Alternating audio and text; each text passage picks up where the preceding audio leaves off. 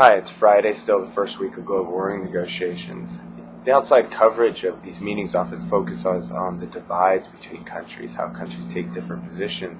But I think what gets often missed is, and I think we're seeing that this week, is countries trying to come forward with solutions to some of these issues. So instead of sort of letting divisions be the rule of the day, we've got a number of countries trying to play a very constructive role in sort of bridging some of these divides, and I think there's two good examples of that. One is the Indians, before this meeting, came forward with a proposal that tries to bridge the differences between the Chinese and the U.S.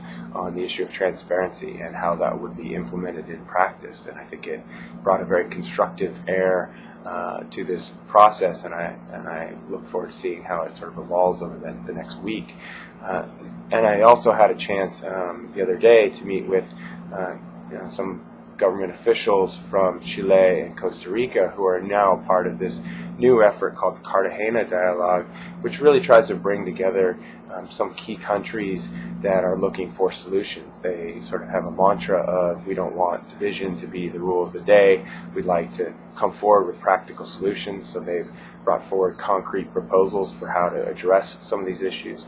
And this group includes, some very key countries that often don't speak very actively in this process, but are essential to a solution. So you've got countries like Costa Rica and Chile, some small island states, Ethiopia, Tanzania, but they also have some big emitters from Europe and elsewhere. So I think that's really, essential that these countries continue to try to play a proactive role in coming forward with solutions. The second thing that sort of identifies or highlights the solution side of this is that I had a chance to participate in a UN-sponsored side event, which is highlighting a new initiative to phase out inefficient light bulbs throughout the world. It's a very positive initiative and outlines some practical steps that these countries can take to do that. And they just released a series of studies which look at the details in key countries, 100 countries actually, which identifies that this is a very positive thing. For a small investment of about $3 billion, they estimate that you could phase out inefficient light bulbs throughout the world and replace them with much more efficient alternatives. That would save an amount of electricity equivalent to taking 700 plus coal-fired power plants off the books. That's a very significant number of coal-fired power plants that could be taken away.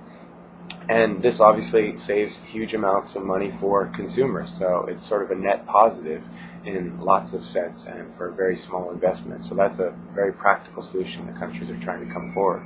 So I think that's one of the key things that we're seeing this week is countries trying to honestly find solutions to some of these issues so that we can both have a good outcome in Cancun and then we can actually deal with global warming in a very serious manner. So I look forward to talking to you again later. Talk to you later. Bye.